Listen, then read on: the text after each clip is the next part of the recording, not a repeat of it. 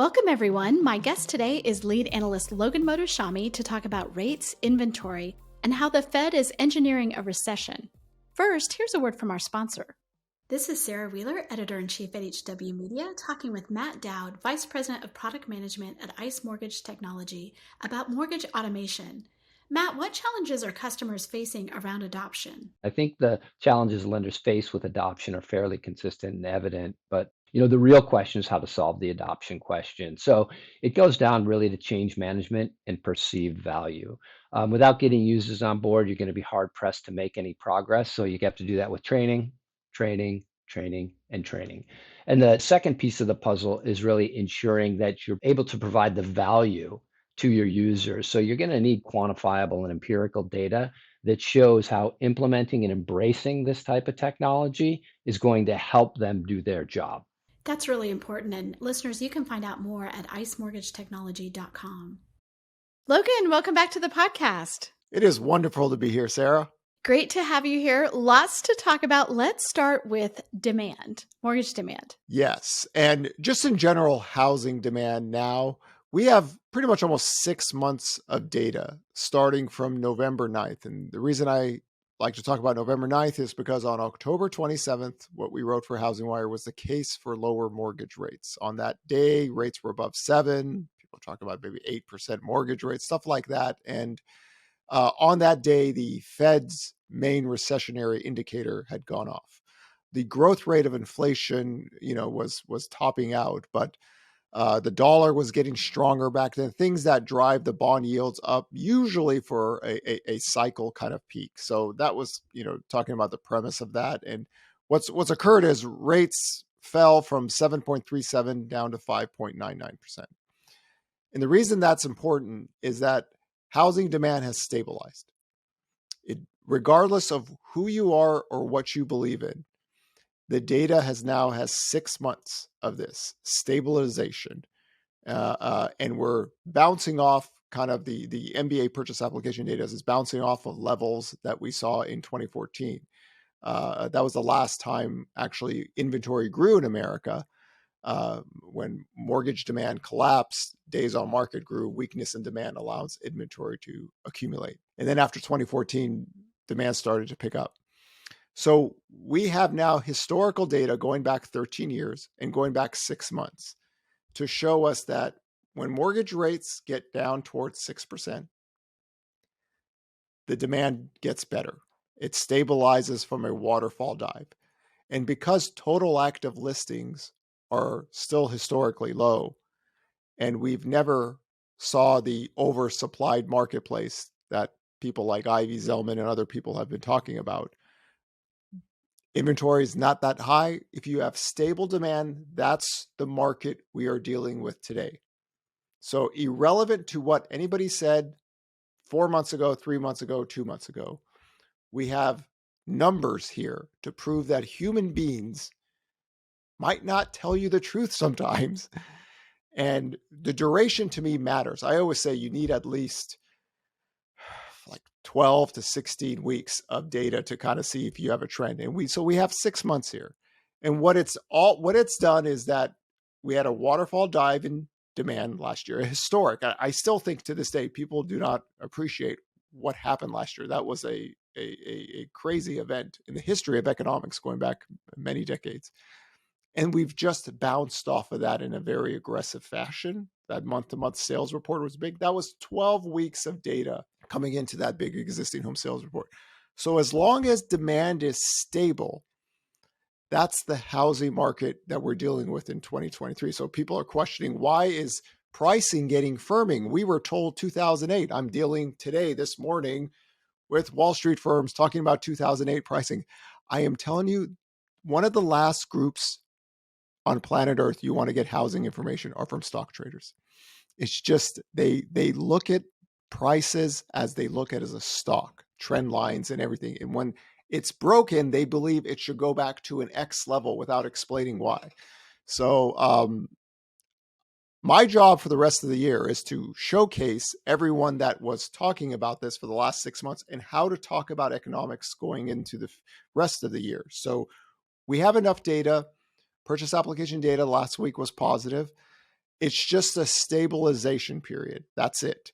This is not like the COVID-19. COVID-19, I was all gun-ho. Here we go. We're going to have V-shaped recovery because back then, demand paused. It wasn't declining. It just paused and then just regained right back up.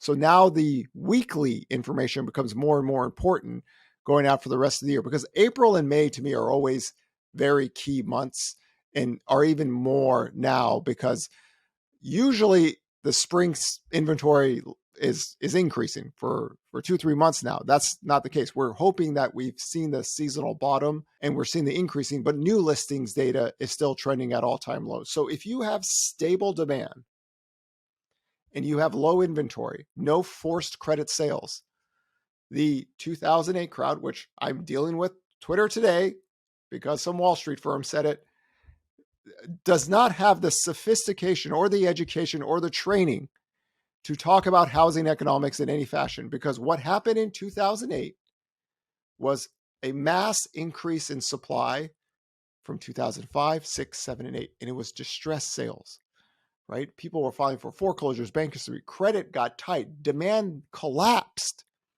and active listings were above 4 million. Today, we are talking about under 1 million in stabilized demand. That's what the data is telling us.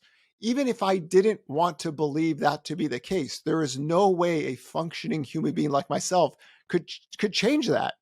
That's the reality of the world that we've seen for the last 6 months. So when rates go higher, we've noticed the demand gets hit. Like we saw when mortgage rates went from 5.99% to 7.10, we had 3 weeks of noticeable decline in purchase application data. And then 5 of the last 6 weeks have been positive. And it's just working from a low base. So regardless of your ideological beliefs or economic beliefs, that's what the data shows us now. And now we have 6 months of data to confirm this. You know, I think you must be a very patient person, because your models, you're always like, just wait for 12 months from now. Just wait 6 months from now. I'm like, I don't want to wait 6 months from now. I remember when you told me that back in November, and I was like, that seems like forever to know where the trend is going. But now we do have that data, and it's great to look at it and know what that means. I wanted to bring up some of the, go ahead, Logan. I'm just saying this is the reason why we created the weekly tracker, because data and numbers don't really care about you. They could care less. It's just a series of data lines or millions and millions of people working together, right? That do not care about your ideological beliefs. So if the data was negative still, then you go with it. If the data is positive, you go with it, but you don't make up stuff. And, you know, the war with me in Wall Street for a while now is that stock traders are not trained to talk about housing economics. They're great in taking third-party information and creating a bunch of charts that mean nothing. They're wonderful at that. I give them kudos. Good for you. But when you talk about the internals of housing economics, and this literally yesterday on Twitter, I had a discussion about this, that nobody cared about housing economics for the last 10 years, or It's nobody true. cared about credit channels. Why? Because it's really boring. I get it. Like me, Saturday night. Do you know what I'm doing Saturday night, Sarah? I know exactly what you're doing, I'm Sarah. on You the are looking tracker at article. charts. Yeah, I am writing the tracker article because I'm taking a series of data lines and putting them together. If they're negative, they're negative. If they're positive, they're positive. Then we have speculative theory. Oh my God, sexy, hot. That is the bar a lot of people want to go into. Speculative economic theory. If the baby boomers all turn 65, 30 million homes will come to the market. Or the S&P 500 can never rise because all the baby boomers are going to liquefy their retirement accounts. And, you know, I understand the appeal of that, right? Sleeping next to a warm dragon's belly, you know, it's very comforting and stuff, but you're still sleeping next to a dragon's belly. So follow numbers, right? Numbers over people. So now that we have 6 months of data, we can actually start to make sense of what's happening. And, you know, Mike Simonson's webinar yesterday was really good with that. You know, even though we both look at economics in a different way, because our models in a sense are different, but they all kind of working together because the numbers are correlating into this. And this is why we believe weekly tracking data, especially in an environment like this, matters. And now that we have 6 months of data, housing data stabilize. Existing home sales can go up and down, and use that 4 million base right there. But if rates stay lower and go lower, it doesn't mean that demand starts to get much weaker at that point. So work with those equilibriums going out for the rest of the year, and especially in April and May. So perfect segue, because I was going to bring up Altos research data, which obviously that's Mike's data that we're talking about. And so I wanted to talk about home prices. So according to Altos, the median single family home price for the week that ended April 7th of this year, $439,900, right? That's up 8.6% from the start of the year, when the median home price single family was $405,000. And it's up 7.3% from the same week ending last year, April 8th, at $409,000. So I think it's just really interesting to see, you and I talk a lot about like inventory and permits and all that stuff. And then you come to like home prices, right? And home prices, I mean, that's not up radically, but it's also not crashing, which is the other thing that we're constantly having to battle, is like home prices are not crashing. All of last year, people had talked about home prices crashing, and the year ended positive. Now, seasonality in pricing is a real thing. What occurs is that pricing typically is stronger in the early part of the year, always is the case. And then pricing gets weaker toward the second half of the year. Last year was the first time in many, many years that we actually did have month-to-month real declines, not actual seasonality declines. So usually what happens at every year in June, people start to say, here comes the price crash, and they take the seasonality of data and they don't adjust it. So that gimmick has worked for so many years. But last year was the case. So let's talk about last year. This is a great question, Sarah. Last year, mortgage rates went from 3% to 6.25%. And then during that rise to 6.25%, new listings data started to deteriorate earlier and faster than normal, right, on a year-over-year basis. So what's occurred is that mortgage rates went from 6.25% to 5%, and then we had like 3 weeks of stable, and then all hell broke loose. We went from 5% to 7.37% during a weaker seasonal time of pricing. And home prices definitely, because the market could not sell that price of a home like it did earlier in 2022 when rates were, below 4%. So we had two extremes that happened in 1 year. We had the initial, this actually somewhat happened in 2013 and 14, but not to the extreme levels. We had aggressive pricing early on in the year, and then we had a complete deterioration because mortgage rates getting to 7.37% was, especially where home prices were, people had to start selling their homes at less to get the product sold. And we just saw this waterfall collapse in demand. So now what's occurred is we're in a seasonal strong time of prices, and demand is stable, and inventory isn't breaking higher. So in that environment, pricing stays firm, especially recently. Now, what you're going to see is the Case-Shiller index is going to have some year-over-year negative prints coming up soon on how it's weighted. And remember, Case-Shiller index lags. We talked about this last year that we had like 18% home price growth. That's not the real trend right now because Case-Shiller lags. So you remember, you're looking at things that were written in contracts before that are selling through. But the upfront data has changed. And the only reason the upfront data has changed is because demand has got stable. We see it in the purchase application data.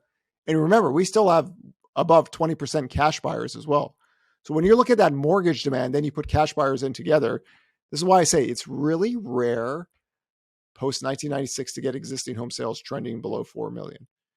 Right? We have over 155 million people. There are dual household incomes, people with bigger pockets that are buying homes. So in that context, demand is stabilized.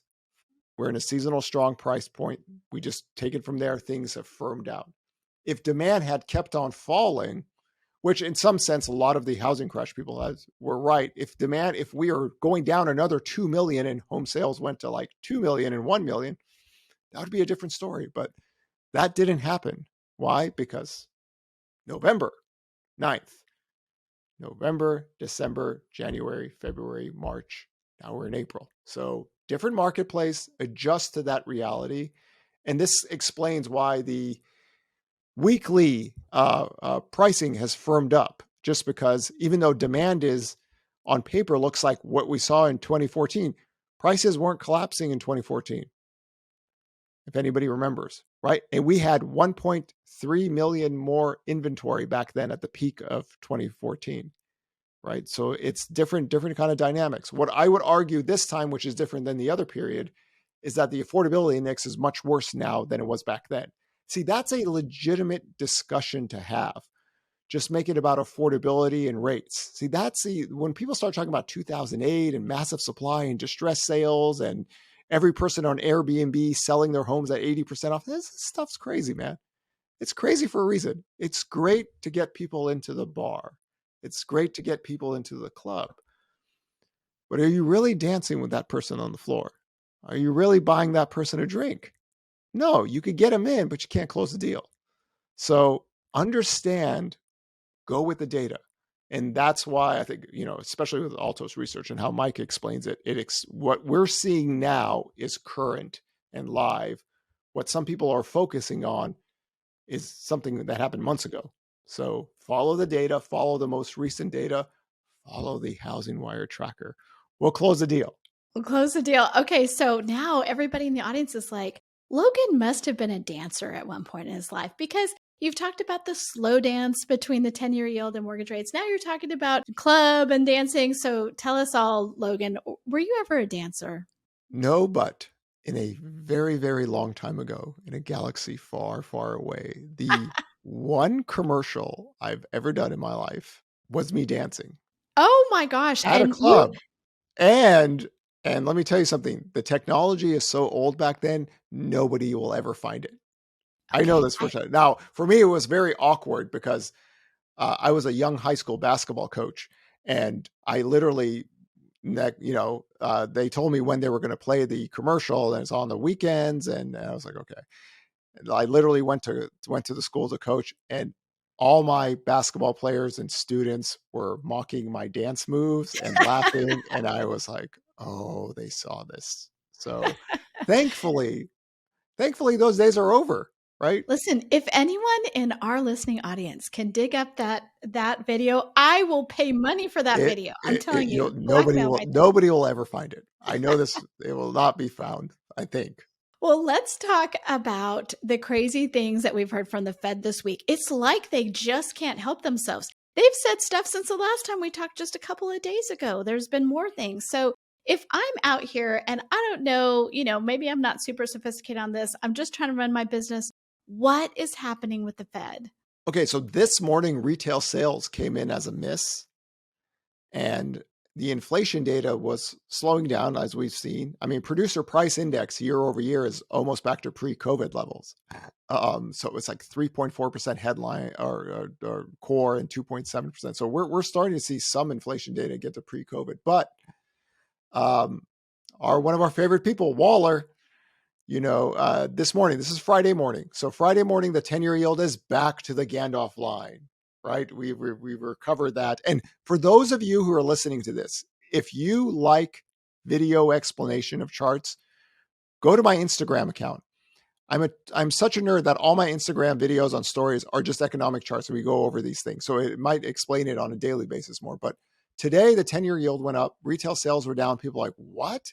After that inflationary week and weak retail sales and recession, Waller came out and said, we need higher rates. We need higher rates. Banking crisis has calmed down, right? And it's true, the St. Louis Financial Stress Index has calmed down. So we need higher rates. So I tell people, I am not kidding you when I tell them they want to engineer a recession. Right. And even some of the members might not use the word, but the Fed Minutes uses the words. And so much that the White House had to come out and say, we don't agree with the Federal Reserve's take that we're going to hit a recession. So engineer a recession means people losing their jobs. So the whole premise of my Fed won't pivot is they need the labor market to break. They're telling us that they believe in the 1970s. Now, the bond market doesn't believe in the 1970s, and partially I don't think they believe in that, but they're telling you they want you to lose your jobs so they can get wage growth down. And when wage growth falls down, inflation should fall down. This is why they look at the JOLTS data and they say the labor market is tight. So we have to engineer a recession for us to do our jobs correct. Our job is to have price stability and employment. And because employment levels are still good, right, they don't have a problem with 4.5 to 4.7% unemployment, because historically, for people who track the Fed over the years, they really believe like 4.5 to 5% is the natural unemployment rate. Getting below that level historically, they think is a bad thing because it'll push inflation up. It's never happened in the 21st century. We had COVID, we had a global pandemic. Pandemics are always inflationary. Now we see the growth rate of inflation falling, but they're still stuck on that playbook. That's why they are talking like the way they do. So I'm just going with their model, right? So yeah, Waller talked about that. Bond yields had gone up. The stocks are even down this morning. So if people are confused about that, look for our Fed guy. And again, I had another good question today. With the inflation data and retail sales, why are bond yields? You have to remember how I look at the 10-year yield is different than maybe other people. I understand everyone knows the growth rate of inflation is falling, but the forecast was 3.21 to 4.25, 5.75 to 7.25 mortgage rates until the labor market breaks. Or that Gandalf line, we broke it for one day. On the upside, we broke it for a little bit and we came right back down. So that channel is in April, right? And the reason I talk about channels is that if I'm correct, we stay in that level for majority of the year, right? You can break a little bit out, you can break a little bit in, but it stays there for the majority. So people have an idea where mortgage rates should be. But if jobless claims start to rise, which they did, they're starting to rise a little bit more noticeably. Then we get to a certain point where the Fed, because this is what the Fed's telling us, when people start losing their jobs, we'll talk differently. People haven't been losing their jobs big enough yet. So they are pound the fist. Rates, go up, go up, go up. Pain, pain, pain. Engineering a United States of America job loss recession. That is the Federal Reserve. That is crazy. So where are we on, you have a line that you're like, I think it's 323,000, right? People have to lose their jobs or jobless claims. And when we get to that, that's where you think the Fed will have to pivot. Where are we in relation to that number? We're over 240,000 on jobless claims 4-week moving average. So again, when I talk about a pivot, I don't talk about them cutting rates. This is the Fed. They're old. They're slow. God knows I don't want to see them in the dance move in a club at night. Whew. But when that starts to occur, the language will change because they got what they wanted, right? So people think I'm like, crazy to think this, but why is it? This is how post-World War II economic cycles have worked. They've told us pain. They told us higher unemployment rates. They're trying to be crafty about the word recession. And now they finally got caught. It's like the White House is like, what? Recession? No, we don't believe it is. That's our opinion. That's what we wrote down. Of course it is. So I'm just going with their language. If they all of a sudden came up and said, we no longer want Americans to lose jobs. We don't believe that, wage growth is a driver of inflation. Okay, I'll change with them. They're not, right? They are not doing that. So engineering a recession has always been part of the plan.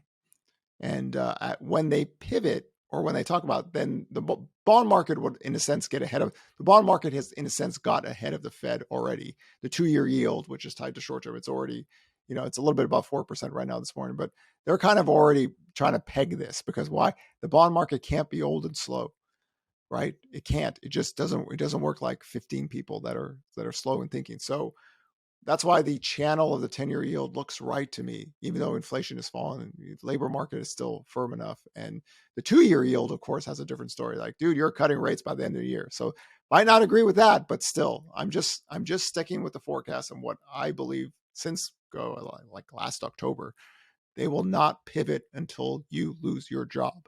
So you mentioned earlier what you do on a fun Saturday night, which is look at charts and look at the data and write our housing market tracker for us, which we publish we had been publishing it on Monday. I think you and I have decided we're going to start publishing it on Sunday, get ahead of the market. Yeah, it's like the Federal Reserve and the governments. We're going to do all of our plans on Sunday for Asian trading. So we got to do this with the tracker now. So we're not going to do them on Monday. We're going to do them on Sunday so people can get an idea. And Sunday evening, probably. Sunday evening. And again, when we look at the tracker data, we have more positive purchase application data than negative. Nothing spectacular, nothing, there's no booming demand right here, but enough to keep things stabilization. New listings data growing, and then we'll when this comes out, we'll have more data. We want active listings to grow, new listings to grow in this seasonal format. It's really late in the year right now. So we're hoping that this is the case for the next few months. And then new listings seasonality is like July. So we don't have that much months before the seasonality kicks in for new listings, which when that happens, total active listings fall and toward the end of the year. That's been historically the case with inventory. It's just when you start this late, you don't have much time. So I was encouraged last week that new listings data is grow. So when this podcast comes out, all of you have read the new data on this, and the tracker comes out on Sunday. I think it's so cool because with the Altos data, we can get down to the listing. Like it is very precise. It is very timely. It's from the week before. Gives you sort of a real-time view of what's actually happening in the market. See, Mike and I are very similar data nerds because we both love exact numbers, and Mike's always said, I've always appreciated how you like get it to the last digit, and I've always said my numbers and dates and everything are really, really personal to me. Like those things, I just don't lick my fingers and stick something on the wall and hope it sticks, right? There's a process behind it. So yeah, I'm very happy with how the tracker has gone this year. And how people have responded to them, because it's a different way to look at housing economics, because it's so upfront and it's looking forward rather than waiting for old data to come in. And if the market had churned, which we've seen, remember, sales were going down in November, December. Hey, things are getting better. Oh, no, they're not. They're crashing. Oh, my God, the biggest month-to-month sales prints in recent history. What happened? Be the detective, not the troll. Not the troll. The other thing I wanted to mention to our listeners is that you're going to start doing like a Q&A you're going to take one question, do an answer, and we're going to put it on the website. You already do that on your social. We're going to move some of that to HousingWire so it's easy to find. It's the only problem with social, right? Is if it's on a story, it leaves. If people have to search through things, we have great search capabilities on HousingWire.com. So listeners, send your questions to Sarah at HousingWire at hwmedia.com or to Logan at hwmedia.com. Put Logan question in the subject line so it doesn't get lost and buried in my hundreds of emails. And he'll start answering those on HousingWire.com, which I'm really excited about. And list your favorite slow dance song. That's what I'm asking people. Okay, well, yeah, go ahead. List your favorite slow dance song. And if for somebody that's listening, by the way, remember Bryan Adams, Everything I Do It For You. We're dancing at some event to that.